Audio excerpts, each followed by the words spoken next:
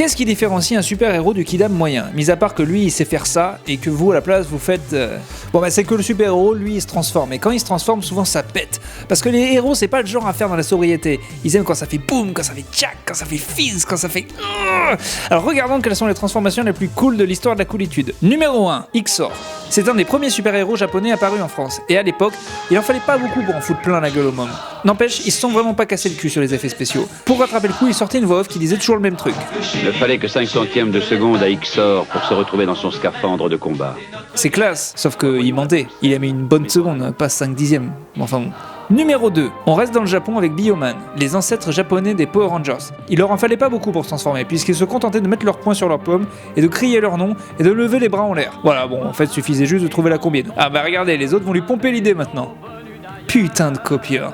Numéro 3, Goldorak, un autre japonais. Oui, il va y avoir beaucoup de japonais. Bon, c'était un peu plus emmerdant pour lui, parce que déjà, il y avait un peu de route en vaisseau. Voilà, encore un peu, on approche. Bon, et là, on saute dans le vide et il y a un gars qui dit...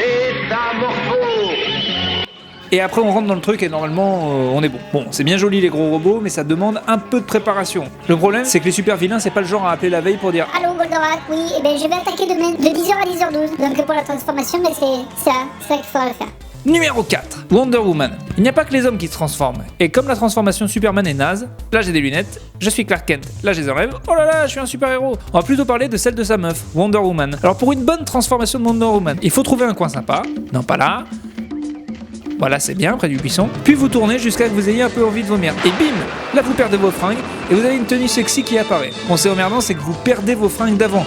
Donc si vous savez que vous allez vous transformer, bah prenez un vieux jean, c'est mieux. Numéro 5, les Transformers, qui comme leur nom l'indique se transforment tout le temps.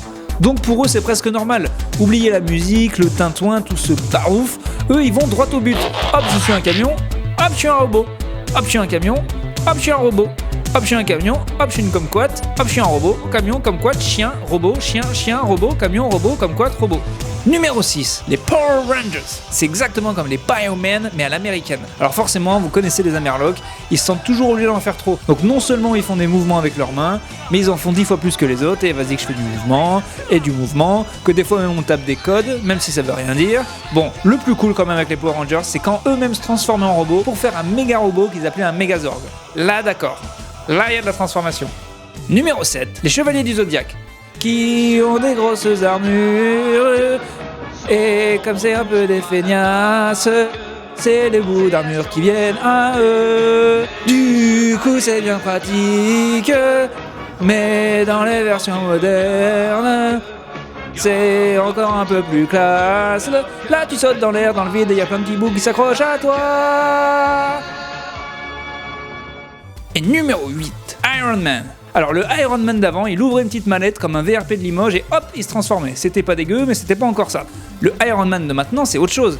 Il lève ses petits bras et il laisse tous ses petits robots faire le boulot. Le tout en écoutant du AC/DC. Et pour l'enlever, eh ben pareil, il marche tranquillos et c'est les robots qui font tout le taf. On travaille trop, on veut les 35 heures, et du rabat à la cantine, et on a maintenant. Bon, Robert, ça a pas l'air de trop l'emmerder, de laisser ses ouailles faire tout le taf, mais en même temps, c'est lui qui les a construits, donc mais il vous dit merde, hein. Voilà, on vous laisse, nous on a des petits culs de super vilains à aller botter. Pour plus de vidéos en top, n'oubliez pas de vous abonner, voilà par là, exactement. Et ben voilà, il comprend. A bientôt sur Topito.